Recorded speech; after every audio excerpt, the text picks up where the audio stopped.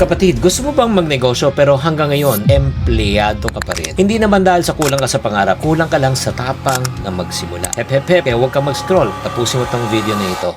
Hi there, this is Shinkitan, your pambansang wealth coach. I've helped already thousands of Filipinos to reach their first million income. Hindi dahil mas magaling sila sa iyo, dahil mas maaga lang sila natuto at umaksyon. Ito lang po sa totoo lang, hindi po kayo stuck dahil mahirap magnegosyo. Stuck ka dahil komportable ka. Minsan sa excuses mo. Ano mga excuses? Wala akong kapital hindi pa ako ready, busy ako.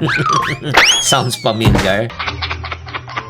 Alam mo ang totoo, takot ka lang magkamali. Kaya mas pinili mo na lang talagang wag kumilos, mas safe ka, at napapasana all ka na lang. What if kung malugi? What if kung pumalpak? Kaya nga, mga kapatid, gumawa na ako ng solusyon para sa iyo. I created a 14-day One Negosyante Challenge. Hindi to pang motivate hindi to pang palubag loob. Ito ay proven system. Araw-araw meron kang gagawin. Tapos araw-araw may panunuorin ka. Araw-araw meron kang progress. Kung hindi ka kikilos, wala talagang mapapala. But here's the thing, hindi to para sa lahat.